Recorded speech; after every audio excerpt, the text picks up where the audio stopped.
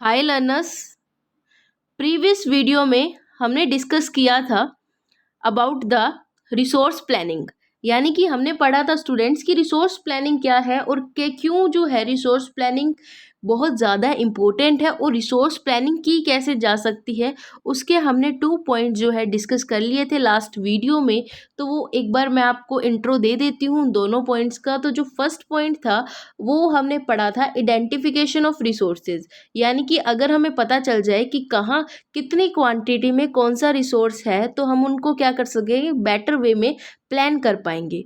जो सेकंड हमने resource planning का जो तरीका था, मेथड था, रीड किया था, वो था कि ये जो रिसोर्सेज हमें मिले हैं अब हमें इनको ऐसे प्लान्स लाने हैं जिससे ये जो रिसोर्सेज है इनको बेटर वे में यूज़ किया जा सके।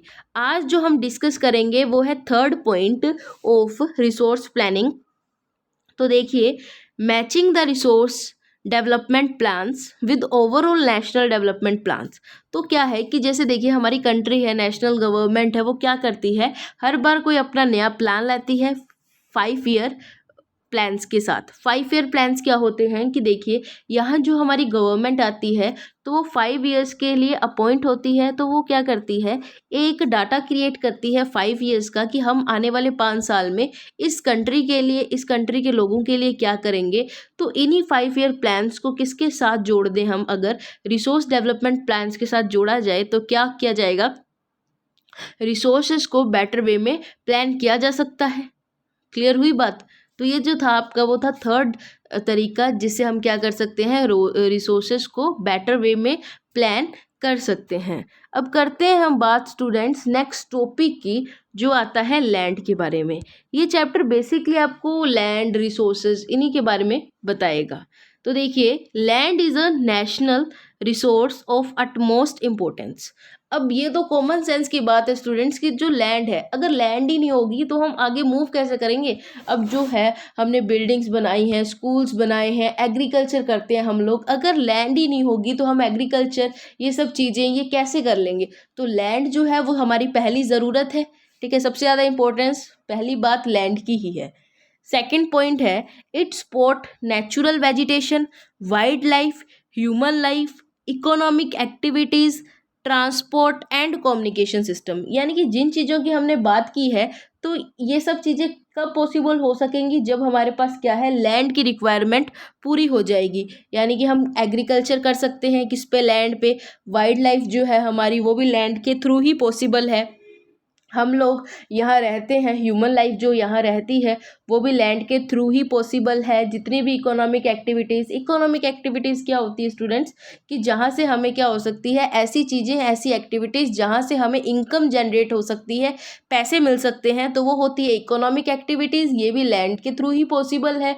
देन ट्रांसपोर्टेशन, कम्युनिकेशन सिस्टम, तो जो भी चीज़ें हैं ये सब क्या है, लैंड के द्वारा ही पॉसिबल हो सकती हैं।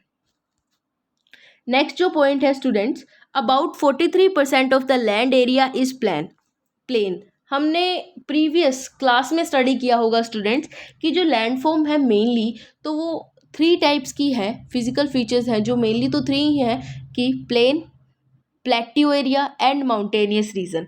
तो देखिए कि जो प्लेन एरिया है वो कितना है, 43% है, जहाँ पर क्या हो सकता है, एग्रीकल्चर किया जा सकता है एंड इंडस्ट्रीज की जा सकती हैं, लगाई जा सकती हैं, इंडस्ट्रियल वर्क किया जा सकता है।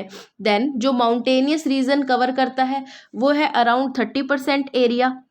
उसके बाद बात आती है कि प्लेट्यू रीजन जो है वो कितने एरिया पे है, 27% एरिया पे जो है वो प्लेट्यू रीजन है। अब इसका ये आपको क्यों बता रहे हैं, ये आपको इसलिए बताया जा रहा है कि जो लैंड एरिया है, जो हमारी लैंड है, कैसे कवर्ड हुई हुई है, किन किन लैंड फॉर्म्स ने उन्हें कवर कर रखा है। अब यहाँ बात आती है माउंटेन्स की। तो माउंटेन्स तो आपको पता ही है, ये माउंटेन्स होते हैं, माउंटेन्स के बारे में इतना बताने की ज़रूरत नहीं है। प्लेन एरिया भी बिल्कुल, जो प्लेन लैंड है उसे प्लेन एरिया बोला जाता है, प्लेन लैंडफॉर्म बोला जाता है। अब जो थर्ड है, जो प्लेट्यू रीजन है, उसके बारे में मैं आपको थोड़ा बता देती हूँ। देखिए प्लेट्यू क्या होते हैं। प्लेट्यू कि एक अगर प्लेन एरिया है, वहाँ से कोई थोड़ा सा पार्ट ऊपर उठ गया और वो टेबल लैंड लाइक बन गया, तो इसी चीज़ को क्या बोल देंगे, प्लेट्यू बोल दिया जाएगा। तो अगर आपको हमेशा के लिए इस कंसेप्ट को याद रखना है तो आपको क्या करना है, आपको प्लेट्यू को एक टेबल से कंपेयर करना है कि प्लेट्यू क्या है, एक टेबल ही तो है, ठीक है। कुछ जो पार्ट है वो ऊपर उठ गया और क्या हो गया, फ्लैट हो गया, इसी चीज़ को क्या बोल देंगे, प्लेट्यू बोला जाएगा। तो मेनली क्या थी, 3 लैंडफॉर्म्स थी, ठीक है। वो जो 3 लैंडफॉर्म्स थी वो कौन सी थी, प्लेन, माउंटेन्स एंड प्लेट्यूज। अब देखिए यहाँ एग्रीकल्चर क्यों किया जाता है इंडिया में इतना, क्योंकि 43% जो एरिया है वो प्लेन है और प्लेन एरिया एग्रीकल्चर को भी सपोर्ट करता है। आई होप आपको ये कंसेप्ट क्लियर हो गया होगा। मूव करते हैं हमारे नेक्स्ट टॉपिक पर, जिसका नेम है लैंड यूटिलाइजेशन, यानी कि लैंड को कैसे यूटिलाइज किया जा चुका है या फिर हम लोग कर रहे हैं। जैसे फर्स्ट पॉइंट है फॉरेस्ट, तो हमारा जो एरिया है वो फॉरेस्ट एरिया भी कवर्ड है, ठीक है, कि फॉरेस्ट ने भी काफ़ी एरिया जो है कंज्यूम कर रखा है, कवर्ड कर रखा है, और फॉरेस्ट ज़रूरी भी है, ठीक है। जो हमें इकोलॉजिकल बैलेंस है, जो हमें इकोलॉजिकल बैलेंस क्रिएट करके रखना है हमारी कंट्री का, तो उसके लिए बहुत ज़्यादा इम्पोर्टेंट है कि क्या है कि फॉरेस्ट हो, एक फिक्स्ड अमाउंट में जो है फॉरेस्ट हो। एक अमाउंट भी आएगी कि कितने परसेंट जो है फॉरेस्ट ज़रूरी है, तो मैं आपको बता ही देती हूँ कि 33% जो है ये जो फॉरेस्ट एरिया है ये ज़रूरी है according to the forest law, जो 1952 में पास किया गया था। अभी जो 1952 में ये जो लॉ पास किया गया था, इसके अकॉर्डिंग बताया गया था कि 33% जो फॉरेस्ट है वो ज़रूरी है ताकि इकोलॉजिकल बैलेंस जो है वो क्रिएट हो सके। बट क्या है, हमारे पास जो पहले था, यानी कि पहले के जो डाटाज हैं वो बताते हैं कि हमारे पास कितना फॉरेस्ट एरिया कवर्ड है, तो 21% फॉरेस्ट है। तो इनफ है, ज़्यादा नुकसान में नहीं है हम लोग, इतना एरिया भी ठीक है, इनफ है।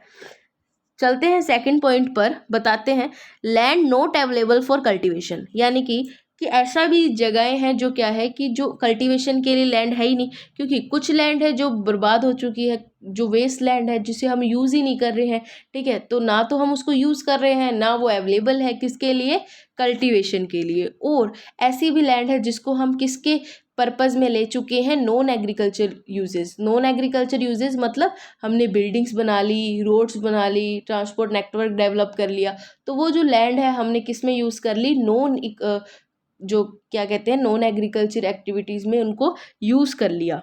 नेक्स्ट पॉइंट आता है अदर अनकल्टिवेटेड लैंड। जो दूसरा अनकल्टिवेटेड लैंड बच गया है वो है permanent pastures and grazing land. अब देखिए कुछ ऐसा एरिया होता है ना स्टूडेंट्स, थोड़ी बहुत घास वगैरह, ठीक है, थोड़ी बहुत ग्रासलैंड्स वगैरह होते हैं, तो ये क्या होता है, ये एक ऐसा पैस्चर एरिया होता है, ऐसा ग्रेजिंग लैंड होता है जहाँ पे जो लोग क्या करते हैं, अपने डोमेस्टिकेटेड एनिमल्स को, पालतू जो उनके एनिमल्स होते हैं उनको क्या करते हैं, ग्रेज करवा के लाते हैं, पैस्चर, ठीक है, पैस्चर करवाते हैं वहाँ पे। नेक्स्ट है land under miscellaneous tree gropes, और कहीं हम देखते हैं कि क्या है, पेड़ वगैरह जो है, ट्रीज वगैरह क्या है, ग्रो हो चुके हैं, तो इस टाइप से जो है लैंड को अलग अलग टाइप से यूजेस में लिया जा चुका है। कल्चरेबल वेस्टलैंड, कल्चरेबल वेस्टलैंड क्या है कि देखिए पहले हम उनको यूज़ करते थे, बट अब जो 5 साल हो चुके हैं अभी तक हमने उस लैंड को यूज़ नहीं किया। पहले हम उस लैंड को एग्रीकल्चर के लिए यूज़ करते थे, अब हम उस लैंड को 5 साल हो गए अराउंड और यूज़ भी नहीं किया, तो वो इस कैटेगरी में आता है, किस कैटेगरी में, कल्चरेबल वेस्टलैंड की कैटेगरी में। जो नेक्स्ट पॉइंट है वो है हमारे पास फैलो लैंड्स। तो ये फैलो लैंड्स क्या होती है, तो करंट फैलो मतलब left without cultivation for one और less than one agriculture area. तो करंट फैलो एरिया वो होता है स्टूडेंट जो क्या है कि हमने उस एरिया को कल्टीवेट ही नहीं किया। कल्टीवेट कब तक नहीं किया, यानी कि लगभग 1 साल हो गया, ठीक है, या उससे कम ही, अभी जैसे मान लीजिए 8 महीने हुए हैं, मैंने मेरे लैंड को कल्टीवेट नहीं किया, तो क्या है, ये किस कैटेगरी में आएगा, तो ये आएगा करंट फैलो की कैटेगरी में। अब ये हम फैलो लैंड क्रिएट क्यों करते हैं, क्योंकि जब देखिए हम ज़्यादा केमिकल्स पेस्टिसाइड्स का यूज़ कर लेते हैं तो लैंड को भी तो टाइम चाहिए रिकवर होने के लिए, अपनी फर्टिलिटी, अपना उपजाऊपन वापस लेने के लिए। तो ये जो है हम क्या कर देते हैं, 6-7 महीने, लगभग 8 महीने हम जो लैंड को है छोड़ देते हैं ताकि जो लैंड है अपनी उपजाऊपन वापस ले सके। इसी कैटेगरी के लैंड्स को क्या बोला जाता है, करंट फैलो लैंड बोला जाता है। अब नेक्स्ट जो कैटेगरी है वो है अदर देन करंट फैलो, यानी कि कौन सी जो ऐसी जो लैंड होती है जिसे लगभग 1 से लेकर 5 साल के बीच का टाइम हो गया है। मान लीजिए कि किसी लैंड को मैंने 2 साल से क्या किया है, उसमें कल्टीवेशन नहीं किया, 2 ईयर्स हो गए हैं मैंने उसमें एग्रीकल्चर कोई प्रोड्यूस नहीं किया, तो क्या होगा, वो किस कैटेगरी में आएगा, other than current fallow land की कैटेगरी में वो आएगा। अब जो लास्ट लैंड यूटिलाइजेशन जो पॉइंट है हमारे पास वो है नेट सोन एरिया। अब नेट सोन एरिया क्या होता है स्टूडेंट, जब एरिया को हम area sown more than once in a agriculture year, यानी कि एग्रीकल्चर ईयर में मैं क्या करूं, एक एरिया को एक ही टाइम पे ग्रो हो चुका है। यानी कि सिंपल सा आप ये समझिए कि जो एरिया है ना स्टूडेंट्स, उसे क्या हो गया है, 1 साल से ज़्यादा हो चुका है। एग्रीकल्चर ईयर में ही मैं उसे क्या करती हूँ, सोन करती हूँ, यानी कि ग्रो करती हूँ, या फिर उस एरिया को कल्टीवेट करती हूँ। किससे, एग्रीकल्चर ईयर में ही। इसी एरिया को ज़्यादा तक क्या किया जाता है, इसी कैटेगरी में लिया जाता है, नेट सोन एरिया वाली कैटेगरी में। जो हमारा इस वीडियो का लास्ट टॉपिक है स्टूडेंट्स, वो है land use pattern in India. अब land use pattern in India में क्या है कि जो फॉरेस्ट है, फॉरेस्ट एरिया है कंट्री का, वो क्या है, कम होना चाहिए, कितना, 33%, या फिर अगर 33% भी होता है तो कोई प्रॉब्लम नहीं है। ठीक है, ये जो पॉलिसी है ये हमें किसने प्रोवाइड करवाई है, मैंने अभी आपको थोड़ी देर पहले इसी वीडियो में बताया था कि 1952 पॉलिसी की वजह से हमें क्या मिला है कि जो फॉरेस्ट एरिया है वो या तो 33% हो या फिर 33% से कम हो, और हमारे इंडिया का कितना है, अराउंड 21% है। ठीक है, पहले 23% था, अब ये क्या हो गया है, कम हो चुका है। नेक्स्ट पॉइंट है कि जो लाइवलीहुड है, millions of people who live on the fringes of this forest, यानी कि कुछ ऐसे लोग होते हैं जो पूरी तरह फॉरेस्ट पे ही डिपेंड होते हैं। ठीक है, तो वो क्या है कि उनके लिए बहुत ज़्यादा ज़रूरी है फॉरेस्ट एरिया का होना। और मैंने आपको पहले भी बताया था कि इकोलॉजिकल बैलेंस का सही रहना, इकोलॉजिकल बैलेंस रहे, इसके लिए जो फॉरेस्ट एरिया है वो इम्पोर्टेंट है। A part of the land is termed as a waste land, जो एक पार्ट है लैंड का उसको क्या बोला जाता है, वेस्ट लैंड बोला जाता है। And land put to other non agriculture uses, मतलब कुछ ऐसी लैंड जिसको हम क्या कर देते हैं, नॉन एग्रीकल्चर यूजेस में डाल देते हैं। फॉर एग्जाम्पल जैसे रोड ट्रांसपोर्ट नेटवर्क कम्युनिकेशन। ठीक है, इस टाइप से अगर मैंने एग्रीकल्चर के अलावा कुछ कर लिया तो यानी कि वो नॉन एग्रीकल्चर यूजेस में मैंने उस लैंड को डाल रखा है।